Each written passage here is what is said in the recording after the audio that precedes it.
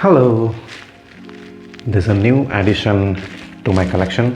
I just received this package, but the problem is the package looks suspiciously light. So I'm wondering if there's anything in the box at all. Let's find out. So the model inside should be Porsche 911 RSR.